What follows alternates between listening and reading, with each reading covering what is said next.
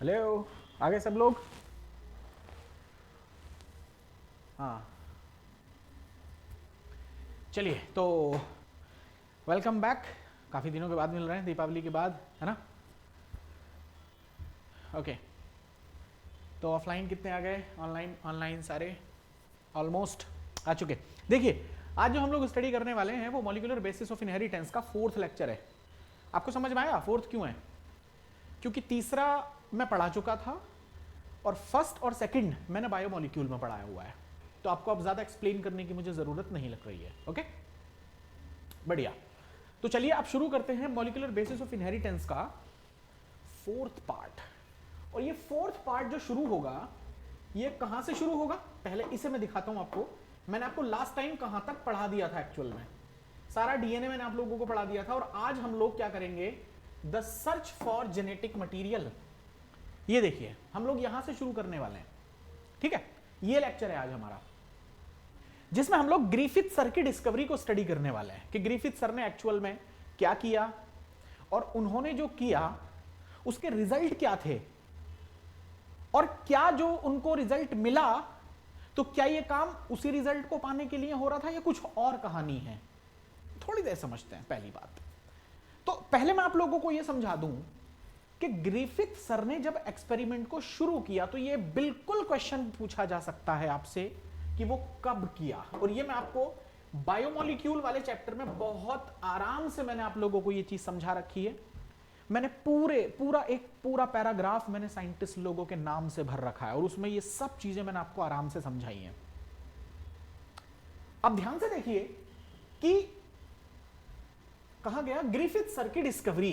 पहले मैं आपको यह समझा देता हूं कि सबसे पहले न्यूक्लियन, मैं आज रेट ऑफ स्पीच मेरी थोड़ी स्लो रहेगी, उसके पीछे रीजन है। रीजन ये है कि भाई रेट ऑफ स्पीच मेरी बहुत तेज जा रही है ना? तो कई बार बच्चे ये बोल देते हैं कि सर बहुत तेज बोल रहे हो आप, समझ नहीं पाते हम लोग, तो मैंने थोड़ा सा शांत किया अपने आप को। मैं बहुत आराम से आप समझाने की आपको कोशिश कर रहा हूं कि 1926 अभी छोड़ते हैं। पहले ये बताइए कि फ्रेडरिक मीशर को तुम में से कौन कौन जान रहा है? फ्रेडरिक मीशर मैंने आपको बायोमोलिक्यूल के फर्स्ट लेक्चर में समझा दिया था जब मैं डीएनए आपको पढ़ा रहा था। ये एक फिजिसिस्ट थे, फिजिशियन थे, और इन्होंने क्या किया था? पस सेल से न्यूक्लियन की डिस्कवरी की, और उसका नाम रखा न्यूक्लियन वो इसलिए क्योंकि वो एसिडिक नेचर में था। बात को समझें। अब सवाल ये आ गया कि इन्होंने न्यूक्लियन नाम दिया, लेकिन इन्हें यह नहीं पता था कि इसको डीएनए कहना है, या मैं ये नहीं कह रहा कि at the same time DNA की डिस्कवरी हो गई है क्या, ना, मैंने वो नहीं बोला। फ्रेडरिक मीशर ने यह काम किया। अब ध्यान से सुनना। And the proposition for principle of inheritance bye Mendel were almost at the same time. DNA act as a genetic material took long to be discovered and proven, and by 26। अब जरा 1 मिनट की बात इधर देखते हैं कि यहां क्या बोला गया। इन्होंने बोला है कि मेंडल सर, अब देखो दो बातें बड़ी इंपॉर्टेंट है यहां से, अगर आप नोट कर पाओगे तो ये आपके लिए बड़े काम की है। इन्होंने बोला कि मेंडल सर की जो डिस्कवरी थी, या आप ऐसे समझिए मेंडल सर के जो पोस्टुलेशंस थे, जो पी प्लांट पे नहीं किया था काम, तो कब किया था? 1856 से कहां तक? 1863। यही तक तो आए थे हम लोग। तो अगर मैं आपसे ये बोलूं कि ये काम 1863 में हुआ, तो मुझे आपसे ये पूछना है कि ये काम तो मेंडल ने किया, लेकिन उसके आसपास के ही टाइम पर फ्रेडरिक मीशर ने भी क्या कर दिया? न्यूक्लियन की, मतलब न्यूक्लियन को क्या कर दिया? डिस्क्राइब कर दिया। उन्होंने बताया कि पस सेल में कुछ एसिडिक नेचर की चीज है जिसको मैं न्यूक्लियन कह रहा हूं। तो फ्रेडरिक मीशर ने यह काम कब किया था? ये 1869 में किया था। मैं ये नहीं कह रहा कि ये काम एक ही दिन में हो गया, क्या, मैंने नियर बाय बोला, लगभग आसपास की डेट मान के चलिए। तो 1863 के आसपास और 1869, ये है कोलैबोरेशन दोनों का। यहां पे आके मेंडल सर ने अपने पोस्टुलेशंस पहले दे दिए, जो भी उनके नियम थे, जो भी लॉस थे, वो पहले दे दिए पी प्लांट पे काम करते हुए। और 69 में फ्रेडरिक मीशर ने भी, क्योंकि मेंडल सर को तो ये बात पता ही नहीं थी, मैंने आपको बता रखा है। मेंडल सर को नहीं पता था कि जीन क्या होता है, डीएनए क्या होता है, वो उसको यूनिक फैक्टर बुला रहे थे। शायद प्रिंसिपल ऑफ इनहेरिटेंस में आपको पढ़ाऊं तो उसमें अब ये बात हम सारी क्लियर करेंगे। नाउ लुक, अब 1926 में क्या हुआ? अब जरा इधर देखो आप बहुत ध्यान से। 1926 में अब ग्रिफिथ सर की कहानी आ गई, लेकिन सवाल फिर वही फंसा कि ग्रिफिथ सर क्या कर रहे थे? क्या आपको लगता है कि ग्रिफिथ सर जेनेटिक मटेरियल की डिस्कवरी कर रहे थे? क्या जेनेटिक मटेरियल को खोजने की कोशिश कर रहे थे? क्या उनका जो एक्सपेरिमेंट था क्या वो जेनेटिक मटेरियल के लिए बना हुआ था कि लाओ आज जेनेटिक मटेरियल डिस्कवर करते हैं? नहीं, ऐसा नहीं था। उस टाइम पर जो ग्रिफिथ सर थे वो एक्चुअली न्यूमोनिया की वैक्सीन बनाने की कोशिश की जा रही थी। यहां आप मेरी बात समझें, तो न्यूमोनिया की वैक्सीन के चक्कर में बहुत सारे काम किए जा रहे थे और डिस्कवरी हुई एक ट्रांसफॉर्मिंग प्रिंसिपल की, जिसे अभी थोड़ी देर में चल के जेनेटिक मटेरियल कहने की कोशिश की जाएगी, लेकिन फिलहाल अभी कोई मानेगा नहीं। रुक जाइए, और मैं ये आज की बात नहीं कर रहा हूं, अरे आज तो तुम्हें पता है ना कि जेनेटिक मटेरियल डीएनए है। बात हो रही है 1826, बात हो रही है 1926, इस पे नहीं पता। ये भी आपको पता है कि डबल हेलिक्स मॉडल कब दिया गया, ये भी आप लोगों को पता है कि हर्शे एंड चेज ने अपना एक्सपेरिमेंट कब दिया, जिससे कि अनइक्विवोकली प्रूव हो गया कि डीएनए ही जेनेटिक मटेरियल है। अब सवाल ये आता है कि अब यहां हो क्या रहा है, पहले मैं आपको यह समझाने की कोशिश करता हूं, पहले मैं आपको यह समझाने की कोशिश करता हूं कि यहां चल क्या रहा है। तो देखो, एक्चुअल लेक्चर तो अब शुरू हुआ, टाइम कितना हो रहा है? 6:32, चलो ठीक है, शाम का वक्त है। गुड इवनिंग सब बच्चों को। जरा कमेंट खोलना सर, लगभग सारे आगे होंगे।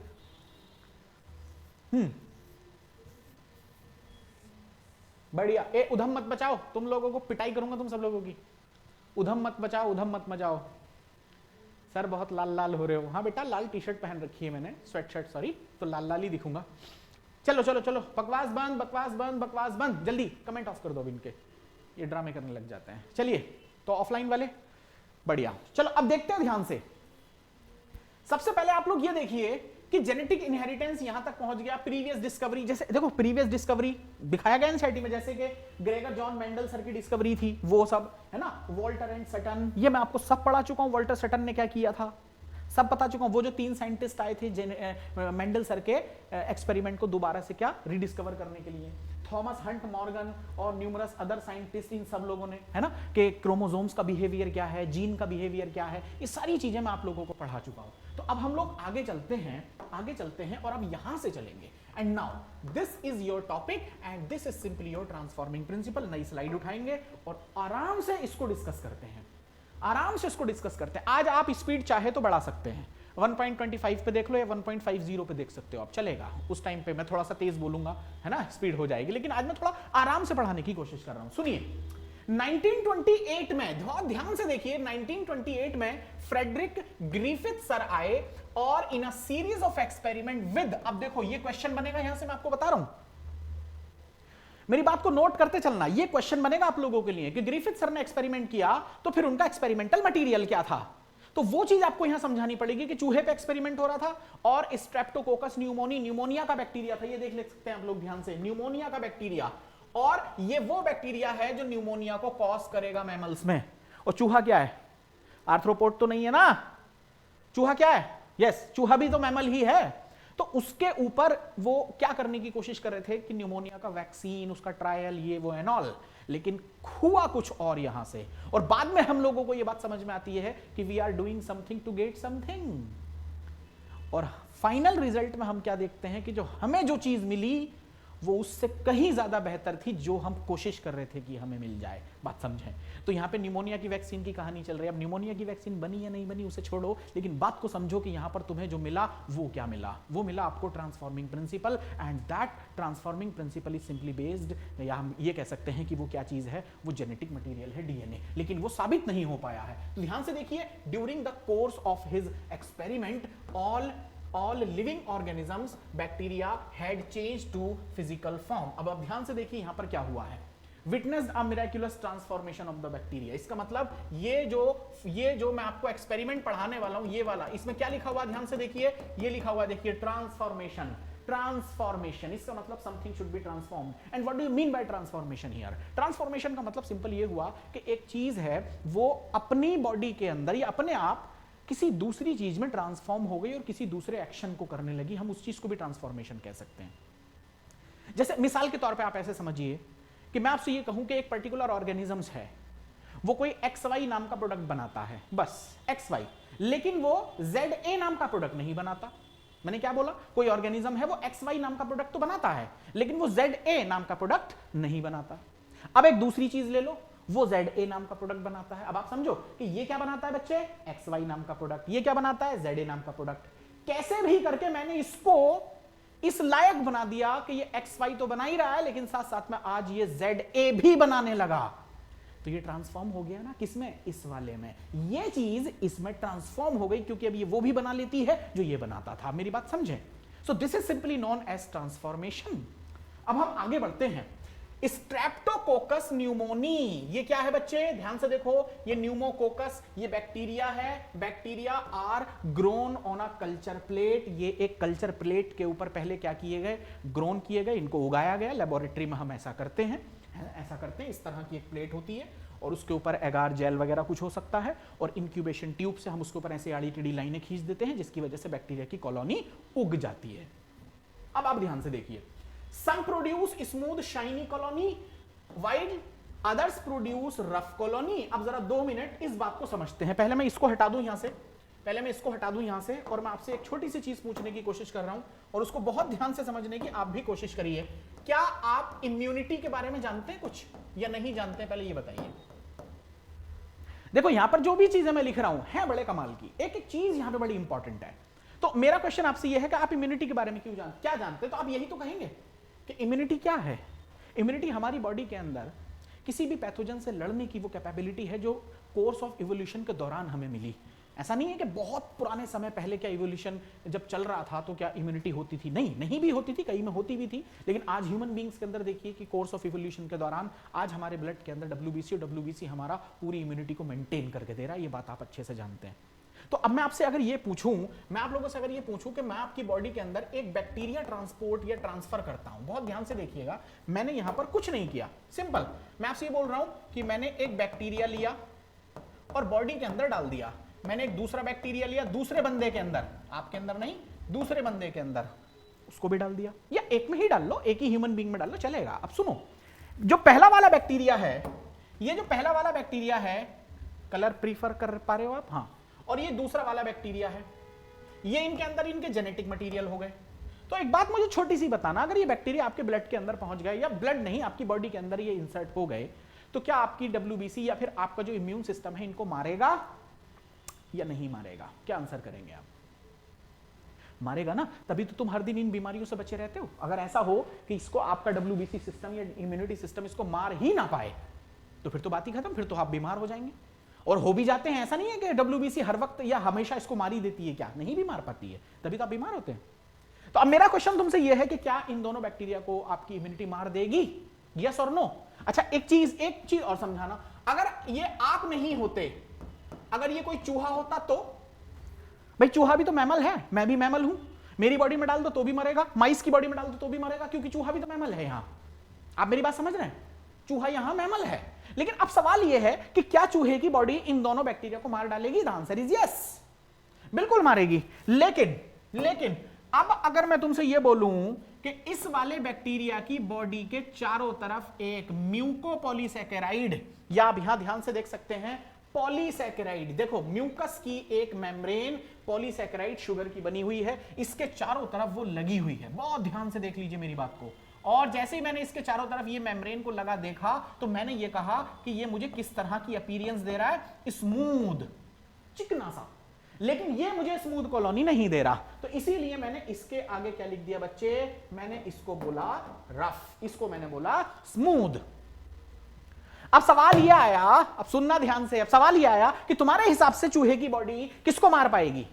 तो आप कहोगे सर इसको तो मार देगी, लेकिन इसको नहीं मार पाएगी। क्यों? क्योंकि ये आपकी इम्यूनिटी से अब बचा रहेगा। बात ध्यान से समझ लें, ये आपकी इम्यूनिटी से अब बचा रहेगा।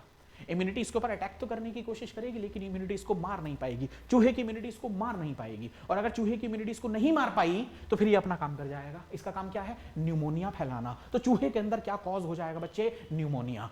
लेकिन जरा रफ स्ट्रेन को देखिए, अगर रफ स्ट्रेन बॉडी के अंदर ट्रांसपोर्ट की मैंने या उसके अंदर इंसर्ट कर दी एनी हाउ, तो वहां पर चूहे की इम्यूनिटी रफ वाली स्ट्रेन को मार देगी, क्योंकि बैक्टीरिया के पास अपने बचाव करने का कोई तरीका नहीं है। समझ रहे मेरी बात? अब मुझे बताओ चूहा किससे मरेगा?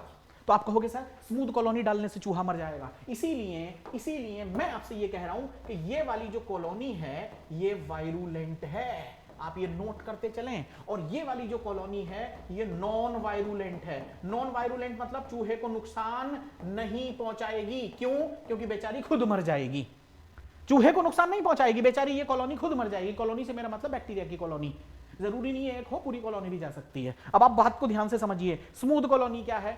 वायरुलेंट, टॉक्सिक, जहरीली है। जबकि स्मूथ और ये रफ कॉलोनी कैसी है? नॉन वायरुलेंट, चूहे को नहीं मार पाएगी। रीजन ये है कि चूहे की इम्यूनिटी इसको मार डालेगी। अब आपको शायद थोड़ी सी बात और मोटी मोटी हायरार्की आपको समझ में आ रही है कि मैं किस पाथ पे तुम लोगों को लेके आने की कोशिश कर रहा हूं। इतनी बात आपको समझ में आ गई?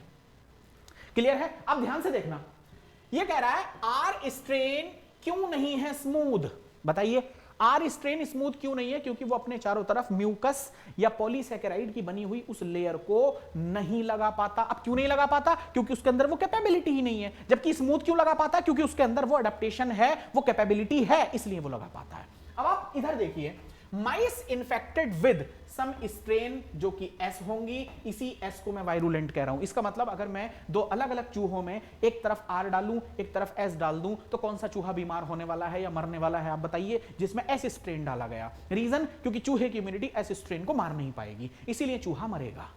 लेकिन आर स्ट्रेन को चूहे की इम्यूनिटी मार डालेगी और आर स्ट्रेन मर जाएगा, और आर स्ट्रेन मर गया तो चूहा जिंदा ही रहेगा। आपको ये मोटी मोटी हायरार्की समझ में आ गई? आगे बढ़िए। From pneumonia infect but mice infected with R strain. आप चेक कर ली मैं क्या कह रहा हूं? जो आर स्ट्रेन है do not develop pneumonia. R वाले में जिसमें मैंने आर को इंसर्ट किया उसमें न्यूमोनिया डेवलप हुआ ही नहीं। रीजन समझ गए? क्यों? क्योंकि उसके अंदर इम्यूनिटी उस आर स्ट्रेन को मार डालेगी। I think it is absolutely fine.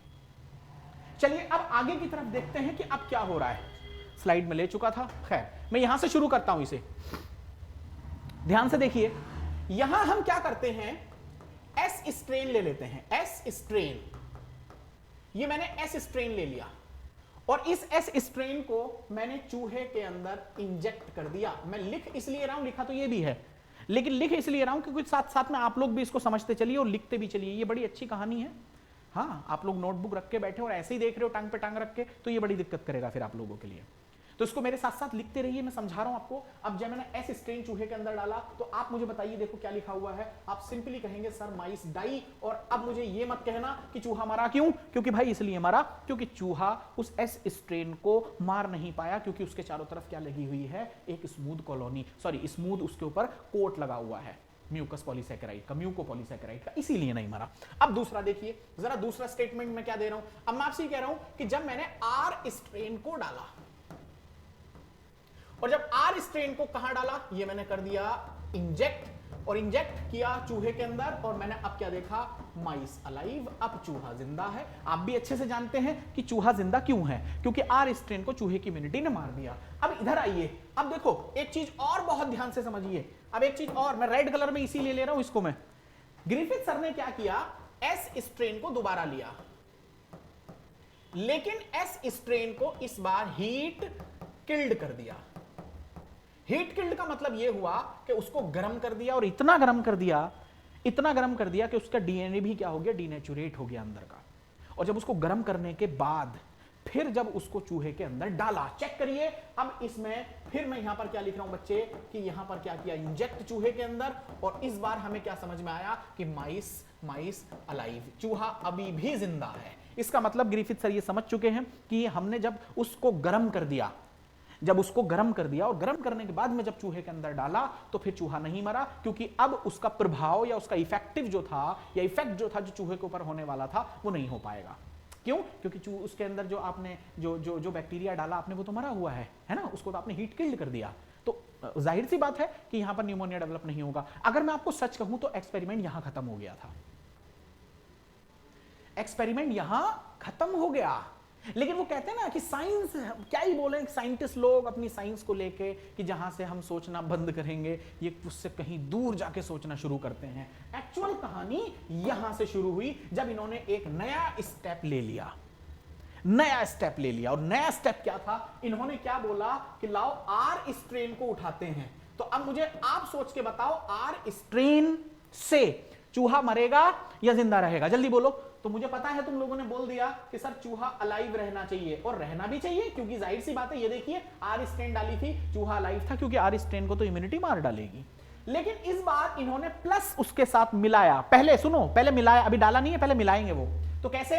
अब एस स्ट्रेन डाला, एस स्ट्रेन को मिक्स किया, लेकिन एस स्ट्रेन जो यहां पर है वो कौन सा वाला है जानते हो? Heat killed. देखो गलती मत कर देना, जिंदा नहीं है एस स्ट्रेन, यहां पर जिंदा नहीं है, हीट किल्ड है, हीट किल्ड यानी मरा हुआ है, यही ऊपर वाला। अब तुम मुझे सोच के बताओ कि इसको जब डाला था बॉडी के अंदर तो चूहा मरा हुआ था या जिंदा बना था? तो आपने कहा सर चूहा तो फिर भी जिंदा रहा था। अब मुझे सोच के बताइए, तुम्हारे हिसाब से इन दोनों को जब मैं मिक्स करके डालूंगा, मिक्स करके डालूंगा, तो मेरे हिसाब से चूहा कैसा रहना चाहिए? अलाइव रहना चाहिए, अलाइव रहना चाहिए। और जैसे ही मैंने इसको क्या किया बच्चे, देखो ध्यान से देखना, मैंने इसको इंजेक्ट किया और इंजेक्ट करने के बाद जब मैंने ध्यान से चूहे को देखा तो चूहे में न्यूमोनिया डेवलप हुआ और चूहा मर गया। अब सवाल यह आया कि चूहा मरा कैसे? कुछ समझ रहे हैं मेरी बात आप लोग या नहीं समझ रहे हैं? चूहा मरा कैसे? क्यों? ये देखो आर स्ट्रेन, तुम कहोगे सर आर स्ट्रेन तो नॉन वायरुलेंट है। नॉन वायरुलेंट क्यों है? क्योंकि सर वो तो न्यूमोनिया डेवलप कर ही नहीं सकता, क्योंकि चूहे की इम्यूनिटी मार देगी। बिल्कुल सही बोल रहे हो आप। एस स्ट्रेन क्योंकि आपने हीट किल्ड कर रखा है, और जब हीट किल्ड कर रखा है तो जाहिर सी बात है ये भी कैसा है? नॉन वायरुलेंट, तो ये भी नहीं मारेगा, ये भी नहीं मारेगा। तो फिर इन दोनों के मिक्सचर ने चूहे को मारा कैसे? ऐसा क्या हुआ? क्या एस स्ट्रेन जिंदा हो गया? क्या एस स्ट्रेन जिंदा हो गया ये मैं कहूं, या आर स्ट्रेन ने एस स्ट्रेन की वजह से अपने आप को मॉडिफाई कर लिया, या कहिए ट्रांसफॉर्म कर लिया? अब एक कमाल की बात आपको मैं और बताऊं। कमाल की बात क्या है? कमाल की बात यह है कि ग्रिफिथ सर ने एक चीज और बड़े कमाल की बताई यहां पर, और वो ये मैं यहां लिख रहा हूं, देखो क्या, ही आइसोलेटेड, उन्होंने उस चूहे में से ही आइसोलेट। पहले मुझे ये बताओ, क्या मैंने यहां पे जिंदा एस डाला है? सोच के देखो इस वाले एक्सपेरिमेंट में क्या जिंदा एस डाला गया है? ना, नहीं डाला। देखो आर स्ट्रेन जिंदा है, लेकिन एस स्ट्रेन तो हीट किल्ड है, एस स्ट्रेन तो हीट किल्ड है, तो एस तो जिंदा मैंने डाला ही नहीं है। लेकिन ही आइसोलेटेड लाइव, ध्यान से देखना, live S strain bacteria, S strain bacteria कहां से? फ्रॉम माइस, उस चूहे के अंदर से उन्होंने क्या देखा कि जिंदा एस आइसोलेट कर लिया गया। अरे ये जिंदा एस कहां से आ गया? क्या मरा हुआ जो एस था क्या वो जिंदा हो गया? पहला सवाल ये है। क्या लगता है आप लोगों को? आप बताओ मुझे, क्या मरा हुआ एस जो था क्या वो जिंदा हो गया? The answer is no, the answer is no. इसका मतलब मरे हुए एस में से कोई ऐसी चीज थी, मरे हुए एस में से कोई ऐसी चीज थी जिसको जिंदा आर ने अपने अंदर ले लिया और अपने आप को ट्रांसफॉर्म कर लिया। इसका मतलब कोई ऐसी चीज गई है जो आर के अंदर पहुंची और आर को ट्रांसफॉर्म कर दिया। मैं उस जाने वाली चीज को ही क्या कह रहा हूं? Transforming principle. आप समझे मेरी बात? क्या बात आ रही है यहां पर? मैं आपको पढ़ के सुनाता हूं, आप समझ जाएंगे। ध्यान से देखिए, ध्यान से देखिए। Griffith was able to kill bacteria by heating them. He observed that heat killed S strain bacteria injected into mice did not kill when he injected, अब ध्यान से सुनो, mixture of heat killed S and live R bacteria, ये है कहानी। तो जब Griffith sir ने ये काम किया, ये देखो, जब उन्होंने हीट किल्ड एस और लाइव आर इन दोनों का मिक्सचर लिया, और मिक्सचर लेने के बाद में जब चूहे के अंदर उसको ट्रांसफर किया तो कहानी फिर उलट गई, और वो क्या? The mice died. ऐसा क्या? और अगली कहानी सुनो, अगली कहानी तो बड़ी इंपॉर्टेंट है। क्या? Moreover he recovered living S bacteria from the dead mice. जो चूहा मर गया था उससे उन्होंने जिंदा एस को रिकवर कर लिया, आइसोलेट कर लिया। अरे भाई ये क्या कहानी हुई? क्या जिंदा हो गई वो एस, जो एस मारा था क्या वो जिंदा हो गया? द आंसर इज नो, ना, जिंदा नहीं हुआ है, कुछ और ही हुआ है। क्या हुआ? He concluded that R strain bacteria had somehow been transformed by the heat killed S strain bacteria.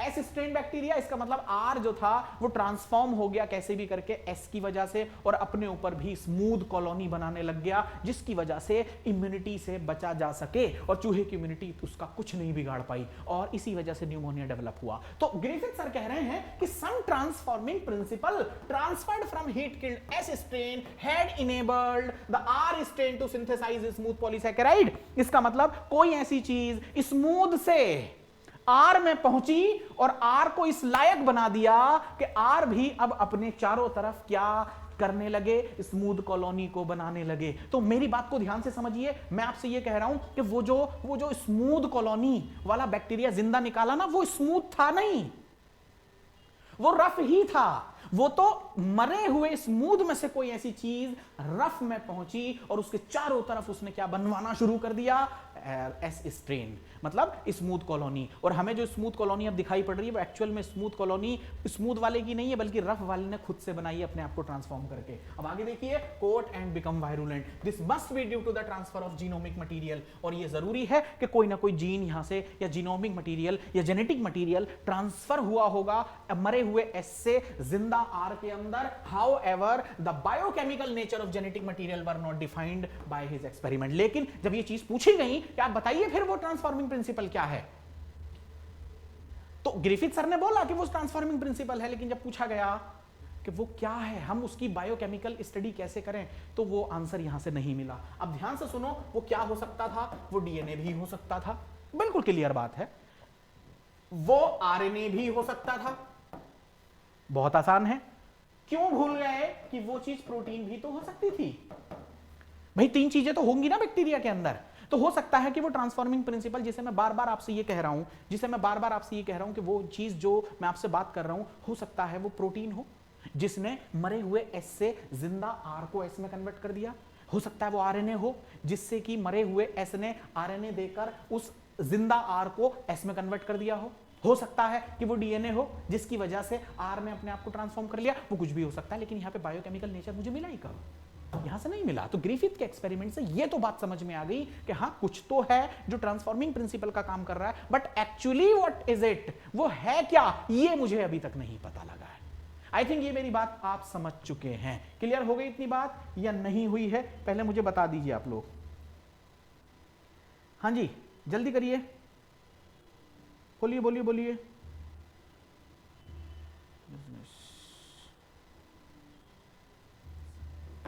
Okay चलिए अब हम आगे बढ़ते हैं।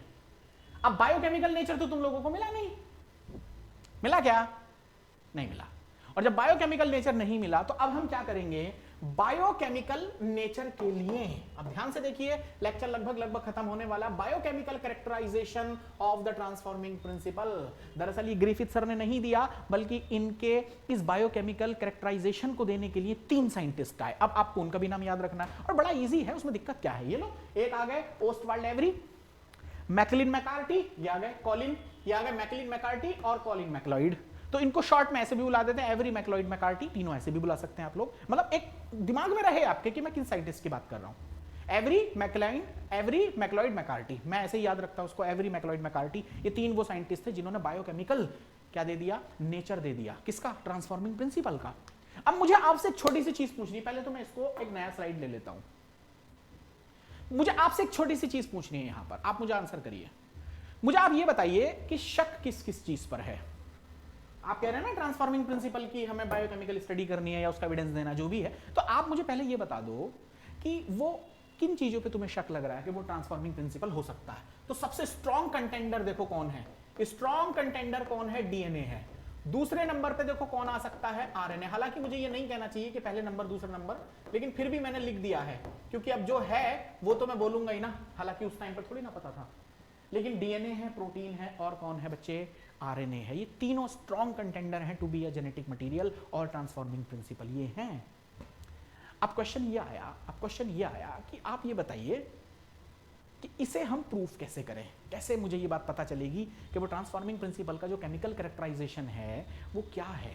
तो सबसे पहले मुझे कुछ चीजें समझनी होंगी। तो पहले मैं आपको एक छोटी सी चीज बता दूं, इन्होंने ग्रिफिथ के एक्सपेरिमेंट को दोबारा सेटअप किया, और दोबारा सेटअप करने के लिए एक कंट्रोल सेटअप होता है, एक कॉपी सेटअप होता है। ये बात ध्यान से समझ लें, एक कंट्रोल सेटअप होता है, एक कॉपी सेटअप होता है। इसको मैं आगे भी समझाऊंगा आप लोगों को, जब मैं आपको इवोल्यूशन पढ़ाऊंगा तब मैं आप लोगों को शायद इसके बारे में थोड़ा सा पढ़ाऊं। अभी फिलहाल इतना समझिए कि एक कंट्रोल सेटअप होता है, एक एक्सपेरिमेंटल सेटअप होता है। अब हम क्या करते हैं, जरा इन 3 लोगों की कहानी को सुनते हैं कि इन्होंने क्या किया। सुनिए, सबसे पहले इन्होंने क्या किया, एक टेस्ट ट्यूब ले ली और टेस्ट ट्यूब के अंदर इन्होंने क्या किया, हीट किल्ड, सुनो ध्यान से, हीट किल्ड एस ले लिया। इन्हें कौन सा स्टेप को दोहराना है, पहले मैं आपको ये बता दूं, ये कौन से स्टेप को दोहराना चाह रहे हैं जानते हो, ये इस वाले स्टेप को दोहराना चाहेंगे, ये वाला, ये देखो सबसे मोटी बात यहां से समझो, ये इस वाले स्टेप को दोहराएंगे। क्या क्या, आर स्ट्रेन डालेंगे लाइव और एस स्ट्रेन डालेंगे मरा हुआ, समझ गए। और उसके 3-4 कंट्रोल एक्सपेरिमेंट करके आपको देखेंगे कि हम देखते हैं कि कौन है जो स्ट्रॉन्ग कंटेंडर है to be a genetic material. ये इस पर डिस्कवरी करने की अब कोशिश होगी। लेकिन फिर आपसे ये कह रहा हूं कि ये वाले छोड़ो, ये वाले छोड़ो, सिर्फ इस वाले पे अपनी नजर रखो, समझ गए। और इस पे क्या कि आर स्ट्रेन मुझे लाइव लेनी है, हीट किल्ड मुझे क्या लेना है, एस स्ट्रेन लेना है। तो ग्रिफिथ के एक्सपेरिमेंट के बाद ये 3 साइंटिस्ट बल्कि ये काम करने की कोशिश करेंगे। तो सबसे पहले मुझे एक बात बताइए, इसके अंदर मैंने डाला है, आपको दिखाई पड़ रहा है ना, हीट किल्ड एस स्ट्रेन। लो जी, ये हीट किल्ड एस स्ट्रेन डाल दिया, हीट किल्ड एस स्ट्रेन। और हीट किल्ड एस स्ट्रेन अगर डाल दिया तो अब मुझे एक बात बताओ, बैक्टीरिया के अंदर वो कौन कौन सी चीजें होंगी। पहली बात, बैक्टीरिया के अंदर सर डीएनए भी होगा, बैक्टीरिया के अंदर सर आरएनए भी होगा, बैक्टीरिया के अंदर सर प्रोटीन भी होगा। अब झगड़ा इसी चीज पे चल रहा है कि अब मैं इसके अंदर लाइव आर मिलाता हूं, अब मैं इसके अंदर लाइव आर मिलाऊंगा। मरा हुआ क्या लिया है मैंने, हीट किल्ड लिया है, अब मैं इसको प्लस करके लाइव आर डालूंगा।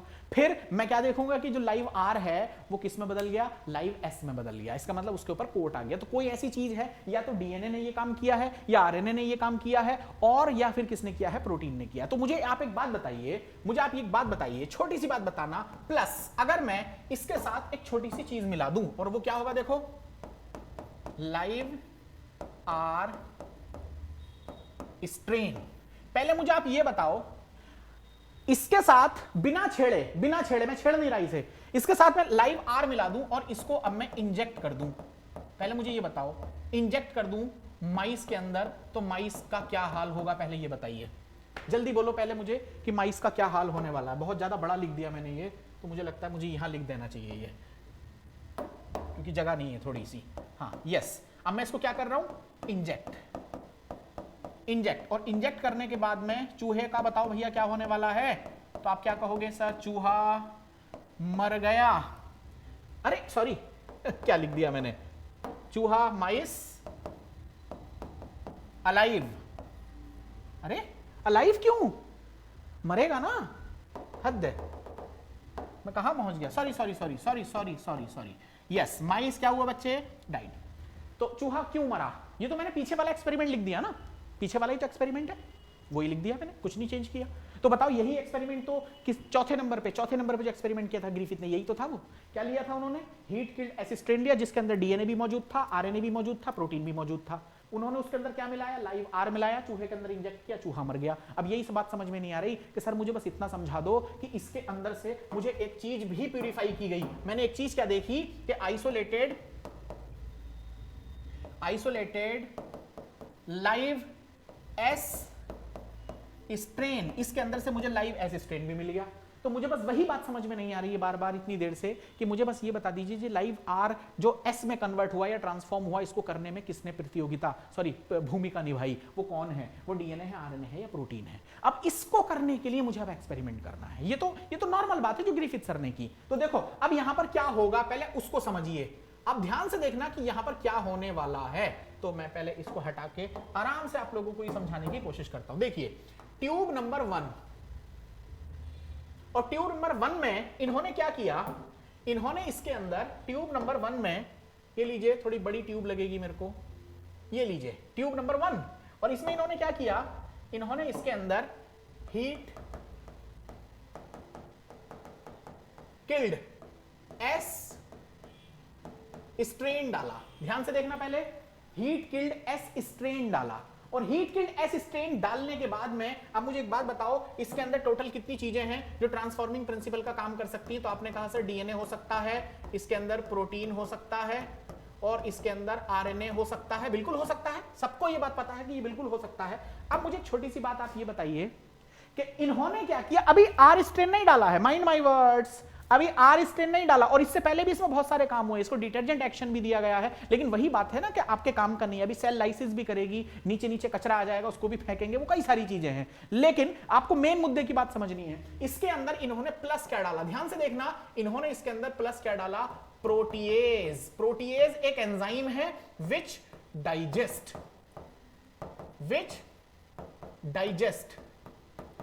प्रोटीन। इसका मतलब इन्होंने इसमें प्रोटीएज डाल दिया। कंट्रोल सेटअप है ये, बात को ध्यान से समझ लो। एक्सपेरिमेंट नंबर 1, और जैसे ही प्रोटीएज डाला तो प्रोटीन डाइजेस्ट हो गई। तो इसका क्या मतलब हुआ, जल्दी बोलो जल्दी बोलो जल्दी बोलो, इसका ये मतलब हुआ कि यहां से ये जो सेटअप बन के आएगा, अब इसमें क्या नहीं होगा, बस मुझे ये समझा दो, अब इसमें क्या नहीं होगा, इसमें अब प्रोटीन नहीं होगी। देखो क्यों नहीं होगी प्रोटीन, जल्दी बोलो क्यों नहीं होगी प्रोटीन, क्योंकि प्रोटीन ने उसको क्या कर दिया बच्चे, डाइजेस्ट कर दिया। अब ये क्या कर रहे हैं, अब नया काम इन्होंने किया, अब इन्होंने इसके अंदर क्या मिलाया, लाइव आर स्ट्रेन, ध्यान से देखना, लाइव आर स्ट्रेन इसके अंदर इन्होंने मिला दिया। फिर क्या किया, उसके बाद में इंजेक्ट कर दिया चूहे के अंदर। तो अब जरा मुझे समझाओ, जब चूहे के अंदर इंजेक्ट किया, समझते रहना ध्यान से, अगर चूहे के अंदर इंजेक्ट किया, अगर ट्रांसफॉर्मिंग प्रिंसिपल प्रोटीन होता, मेरी बात को ध्यान से सुनना कान में घुसा के, अगर ट्रांसफॉर्मिंग प्रिंसिपल प्रोटीन होता तो ट्रांसफॉर्मिंग ये वाला जो सेटअप, कंट्रोल सेटअप है, ये फेल हो जाता।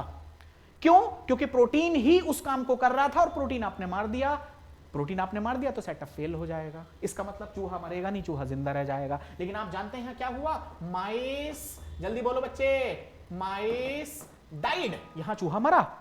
चूहा क्यों मरा, क्योंकि कंट्रोल सेटअप आ गया ना। देखो इस चूहे में आपका एक्सपेरिमेंट क्या कहता है कि चूहा मरना चाहिए, यहां देखो चूहा मर गया, जबकि मैंने यहां से प्रोटीन को हटा रखा है। तो इसका मतलब क्या निकला, जल्दी बोलो, मतलब क्या निकला कि ट्रांसफॉर्मिंग प्रिंसिपल का जो चीज काम कर रही है वो अब 100% मैं श्योर हूं कि वो प्रोटीन नहीं है। क्यों, क्योंकि अगर प्रोटीन होती तो प्रोटीन के हटने पर ये कंट्रोल सेटअप जो मैंने आपको दिखाया ये चेंज हो जाता, लेकिन चेंज नहीं हुआ, अभी भी सेम है। देख लो, चूहा मरा, और मैंने यहां क्या लिखा, चूहा मरा। इसका मतलब अभी भी इसके अंदर वो चीज प्रेजेंट है जो ट्रांसफॉर्मिंग प्रिंसिपल का काम करेगी। आई थिंक ये बात आपको समझ में आ गई। अब सेटअप नंबर 2 लेके आते हैं, सेट नंबर, जरा ध्यान से देखना, सेट नंबर 2 लेके आएंगे। और मुझे लगता है कि मुझे क्या करना चाहिए, मुझे थोड़ा सा लिखने से बचना चाहिए, है ना, तो मुझे शायद ये करना चाहिए। आपको समझ में आ गई बात कि हाँ सर आप भी सही कर रहे हो, कोई बात नहीं। तो अब बताओ मुझे अब क्या करना है इसके अंदर, आप जानते हो क्या करना है, देखो मैं बताता हूं।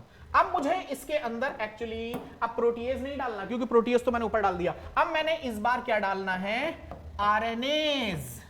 अब जल्दी बोलो जल्दी बोलो जल्दी बोलो जल्दी बोलो जल्दी बोलो, आरएनएज अगर मैंने डाल दिया, अगर मैंने आरएनएज डाल दिया तो क्या होगा, तो फिर ये अगले कंट्रोल सेटअप में, मतलब इस एक्सपेरिमेंटल सेटअप में आप कौन नहीं होगा, जल्दी बोलो। तो आप कहोगे सर इस बार आरएनए नहीं होगा, क्योंकि अब आपने आरएनए हटा दिया। और जब आरएनए मैंने हटा दिया तो कैन यू इमेजिन, अब इसके साथ मैंने प्लस लाइव आर डाला, लाइव आर स्ट्रेन डाला और इसको इंजेक्ट कर दिया। देखो ध्यान से, इसको इंजेक्ट कर दिया, इंजेक्ट कर दिया। अरे यार हद भाई, आर स्ट्रेन अगर तूने पहले डाल दी, यहां पर आर स्ट्रेन अगर तूने पहले डाल दी जिंदा, है ना, और फिर तूने आरएनएस डाला, तो फिर ये आरएनए जिंदा आर के भी आरएनए को खराब करेगा नहीं करेगा? क्या यार, क्या सवाल पूछ रहे हो, करेगा या नहीं करेगा? इसीलिए मैं आर स्ट्रेन को बाद में डाल रहा हूं, इससे निपटने के बाद। तो अब मुझे बताइए, अब मुझे बताइए, यहां पर देखो मैं चाहूं तो मैं यहां पर एक चीज और डाल सकता हूं। आप ये कहोगे देखो यहां पर मैं प्रोटीएज भी डाल दूंगा।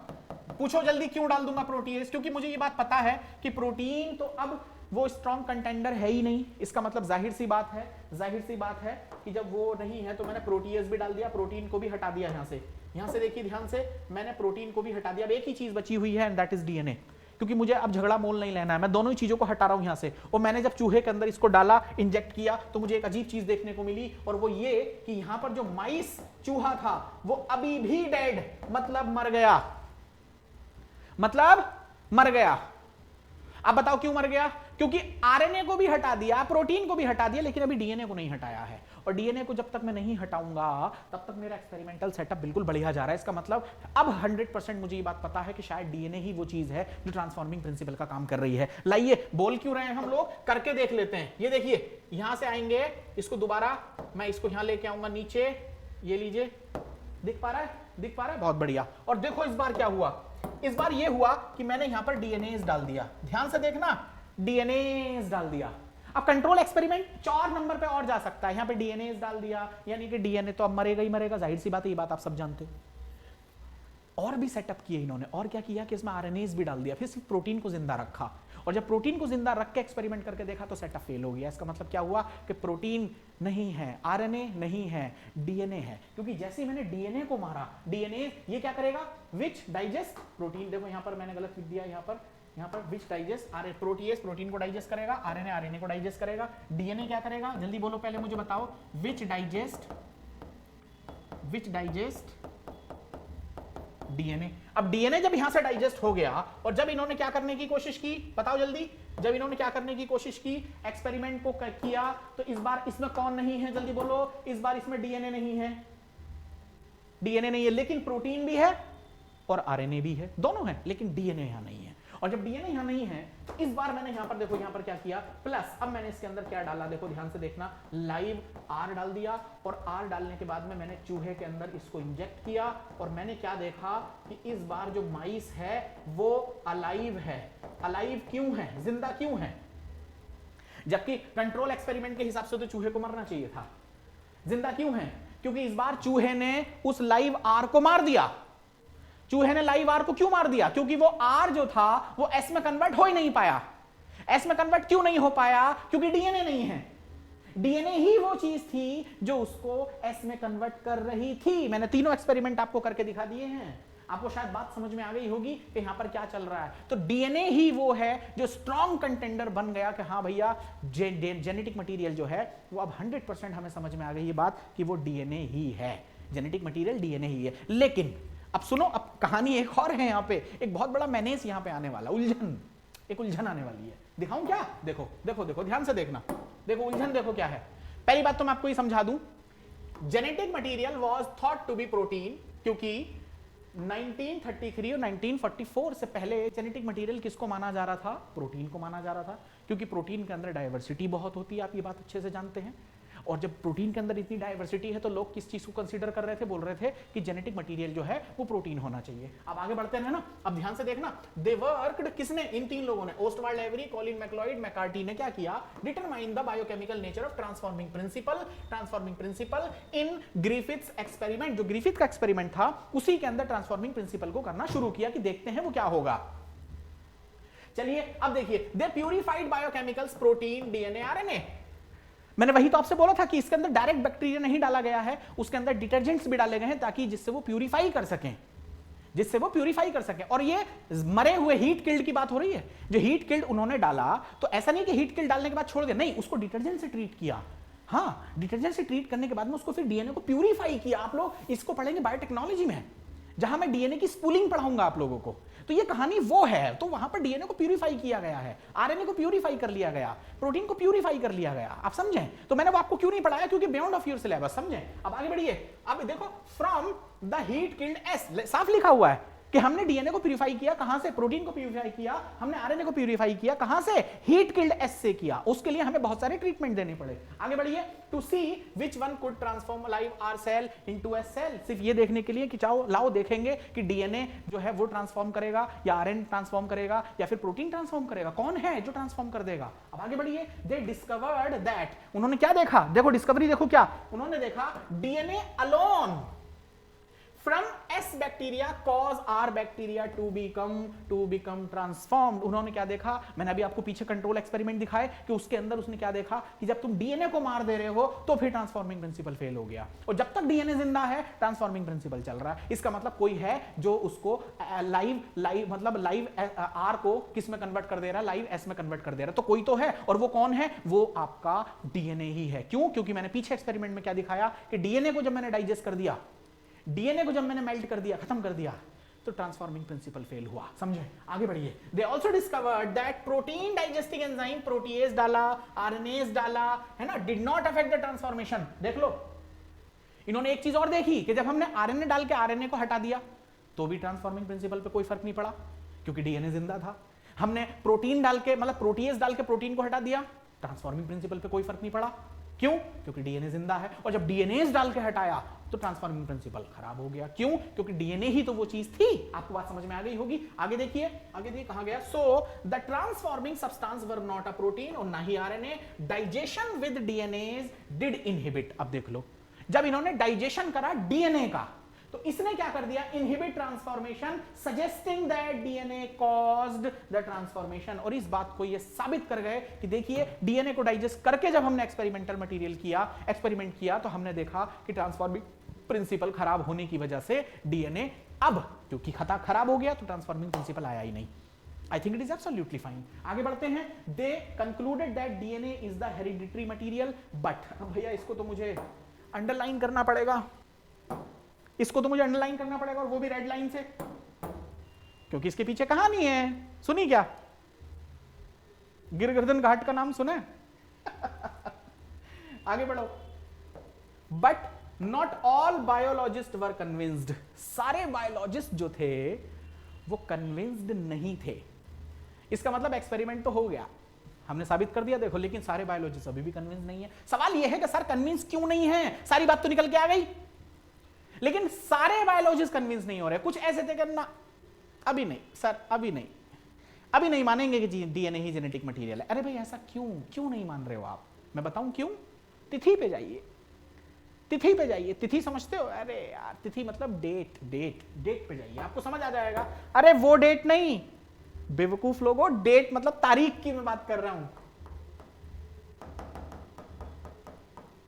उस डेट पे अभी मत जाओ तुम लोग, रुके रहो अभी।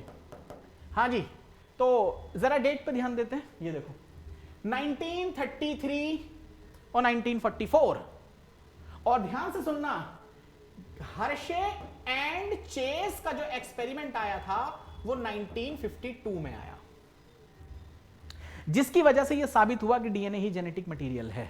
एक कहानी और सुनो। 1953 में वॉटसन एंड क्रिक ने यह साबित किया कि डीएनए जो है वो डबल हेलिक्स है। इसका मतलब ग्रिफिथ के एक्सपेरिमेंट में, हर्शे मैक्लॉइड मैकार्टी के एक्सपेरिमेंट में किसी को यह बात नहीं पता थी कि डीएनए डबल हेलिक्स होता है। समझ लो बात, ध्यान दे। इसका मतलब किसी को यह नहीं पता था कि डीएनए डबल हेलिक्स होता है। तो फिर डीएनए क्या होता है ये बताइए मुझे। मैंने ये भी पढ़ा रखा है तुम लोगों को प्रीवियस स्लाइड में। पहले बायोमोलिक्यूल के चैप्टर में जाओ, फर्स्ट लेक्चर पढ़ो, बायोमोलिक्यूल का नहीं, डीएनए वाला फर्स्ट लेक्चर पढ़ो, वहां आपको समझ में आ जाएगा। फीबस लिवीन पढ़िए। फीबस लिवीन ने टेट्रा न्यूक्लियोटाइड स्ट्रक्चर दे रखा था, आपको समझ आनी चाहिए बात। लेकिन वो टेट्रा न्यूक्लियोटाइड स्ट्रक्चर जो दिया था फीबस लिवीन ने, वो उसको डिस्कार्ड किया किसने? ये आए वॉटसन एंड क्रिक 1952 में। इसका मतलब 53 में, इसका मतलब इससे पहले सबको ये लगता था कि जेनेटिक मटेरियल जो डीएनए है, सॉरी जेनेटिक मटेरियल नहीं, डीएनए जो है वो टेट्रा हेलिकल स्ट्रक्चर है। जैसे आप ऐसे समझिए कि मेरे पास ये पैड रखा हुआ है, तो एक साइटोसिन यहां, गुआनिन यहां, एडेनिन यहां, थाइमिन यहां, है ना, ऐसे रख दिया। फिर इसके ऊपर एक और, फिर इसके ऊपर एक और, फिर इसके ऊपर एक और, फिर इसके ऊपर एक और। स्टूल की तरह ये टेट्रा न्यूक्लियोटाइड स्ट्रक्चर बनता चला जाएगा। आपको बात समझ में आ गई? तो उस टाइम पर ये चीजें लग रही थी लोगों को, तो इसीलिए वो कह रहे थे कि डीएनए में तो हेरिडिटरी, मतलब डीएनए में तो वेरिएशन आ ही नहीं सकता। यस, ये बात चल रही थी। लेकिन जैसे ही ये चीज निकल के आई कि लाओ भाई अब डबल हेलिक्स मॉडल दे दिया गया, तो फिर सब ने अनइक्विवोकली मानना शुरू कर दिया कि हाँ डीएनए ही जेनेटिक मटेरियल है। तो अब तक किसी को ये बात नहीं पता थी और कोई मानने को तैयार नहीं था। मुझे नहीं पता थी या नहीं थी, या क्यों नहीं मान रहे थे वो लोग, लेकिन मैंने आपको एक रीजन दे दिया है कि क्यों सारे के सारे बायोलॉजिस्ट जो थे वो कन्विंस्ड नहीं थे। ये मैंने आपको साबित कर दिया। आगे बढ़ते हैं। Can you think any difference between DNAs and DNAs? क्या इन दोनों में कोई डिफरेंस तुम्हें नजर आता है? ये देखो ध्यान से, एक तरफ मैंने लिखा डीएनए और उसके आगे छोटा सा एस लगा दिया। अरे बच्चे ये प्लूरल फॉर्म हो गई, ये डीएनए की प्लूरल फॉर्म हो गई। डीएनए 1 है, डीएनए 2 है, 10 12 50 हजार डीएनए हो गए, उनको सबको मिला के डीएनएस कह दो। लेकिन एक चीज और है, इसे देखिए डीएन, ये देखो ध्यान से, डीएन और आगे लिखा है एज। और एज वर्ड हम कहां लगाते हैं? आपको सबको ये बात पता होनी चाहिए, एंजाइम। इसका मतलब ऐसा एंजाइम जो डीएनए को डाइजेस्ट करेगा उसे हम डीएनएज कहेंगे। लेकिन ऊपर वाला मत लिख देना, वो क्या होता है? वो तो प्लूरल फॉर्म हुई डीएनए की। ये क्या है? ये एंजाइम है जो डीएनए को क्या करेगा? मेल्ट करेगा, या फिर आप ये कहिए डीएनए को क्या करेगा? डाइजेस्ट करेगा, उसके टुकड़े तोड़ देगा। आपको बात अब समझ में आ गई है इन दोनों के बीच में डिफरेंस क्या है। आई थिंक ये बायोकेमिकल नेचर आप लोगों को मिल चुका है। और सुनो, साइमल्टेनियसली अब 2 क्लास लग रही है मेरी 12th चैप्टर में। अब 2 क्लास लग रही है, जिसमें एक में तो मॉलिक्यूलर बेसिस ऑफ इनहेरिटेंस चल रहा है और दूसरे वाले में ह्यूमन रिप्रोडक्शन शुरू कर दिया है। तो हो सकता है साइमल्टेनियसली दोनों क्लास आपको एक मिलती रहे, तो तैयार रहिएगा उन सब के लिए। Thank you very much. चलिए मिलते हैं आप लोगों को अब नेक्स्ट क्लास में, और ये था आपका चौथा लेक्चर। Thank you.